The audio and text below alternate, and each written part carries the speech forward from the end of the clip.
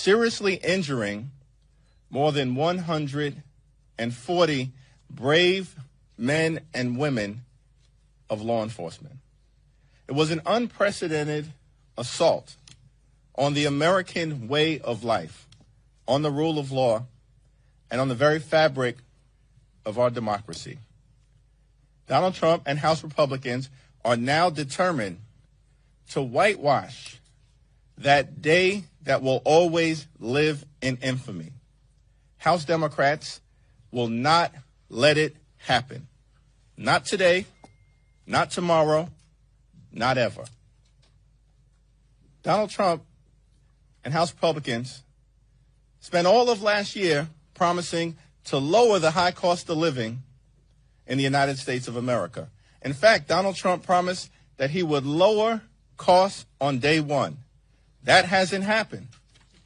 Why didn't it happen? Because on day one, Donald Trump was too busy pardoning hundreds of violent felons who brutally beat police officers on January 6th. It's shameful. It was shameful then, and it will always be shameful. And under the leadership of Democrats on this so-called January 6th subcommittee, we will make sure that the American people continue to receive the unfiltered truth, the whole truth, and nothing but the truth. It's now my honor to yield to the top Democrat on the House Judiciary Committee, an ex officio member of this subcommittee, and one of the country's leading champions for democracy, the Constitution, and the rule of law, the Honorable Jamie Raskin.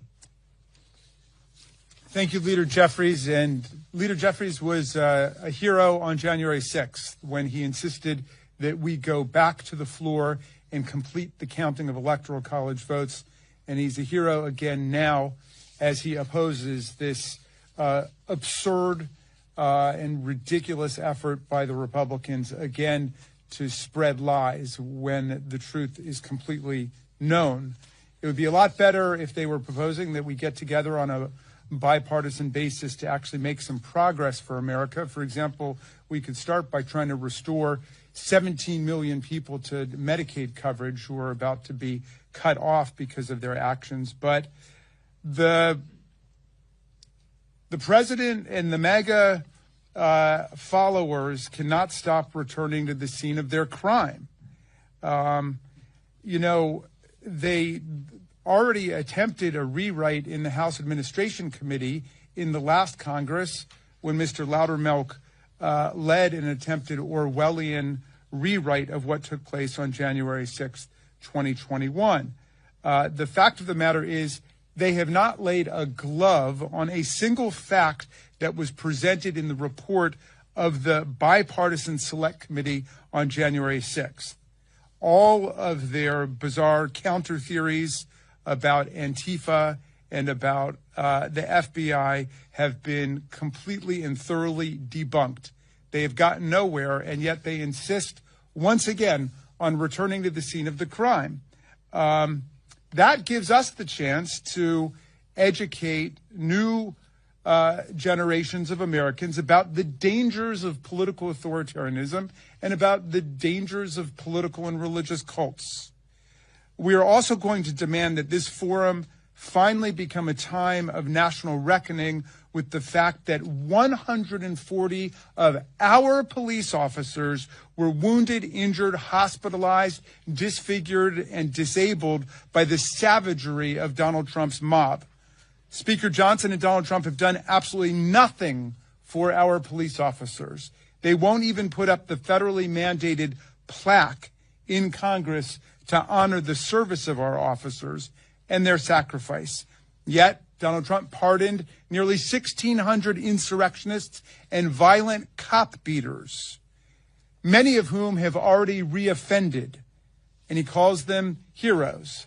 And he called them hostages, which is obscene. A hostage is someone who has been abducted and held for ransom by a terrorist or criminal group. That's what they think of the American judicial process. So while he's pardoned all of these insurrectionists, while he has fired dozens of experienced federal prosecutors simply for doing their jobs and working on the January 6th case, he has done nothing for the police heroes who defended our Congress, who defended our vice president, who was threatened by Donald Trump's mob, and who defended our Constitution against Trump's insurrection. They've done nothing for the officers. So we're going to talk about that. And we're going to talk about specific officers. For example, Sergeant Aquilino Gunnell. Sergeant Gunnell was on the Capitol Police Department force for 17 years, a veteran of the Iraq War who said he never saw any kind of violence and savagery as bloody as what he saw on January the 6th. He endured injuries so severe he was forced to retire from the police department. He could no longer meet the medical and physical requirements for service on the Capitol Police Department. And while he was about to be promoted to lieutenant from sergeant, he was forced to retire from the police and is now living on a substantially reduced income for him and his family. He's just one example of many officers of the hundreds who were forced to leave either the Capitol Police or the MPD because of injuries, physical or psychological, that they suffered on that day. So we'll also get the chance with the new select subcommittee to examine the constantly growing criminal records of all of the violent felons and cop beaters and white nationalists who Donald Trump pardoned and released onto our streets on day one. And they've been picked up on all kinds of crimes. One from Virginia was engaged in burglarizing homes in the neighborhood where he lived. But on that list are child sex abusers.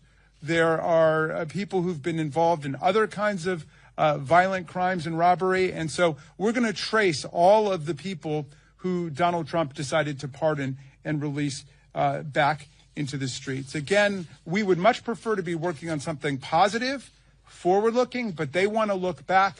And so we say, fine, this will be a chance to educate America about what exactly they did to us in their effort to overthrow a presidential election, which Donald Trump lost by 7 million votes, 306 to 232 in the Electoral College. All of his claims of fraud were debunked and repudiated by more than 60 federal and state court judgments, including from 7 or 8 judges that he himself named to the bench. I turn it back over to you, Mr. Jeffries.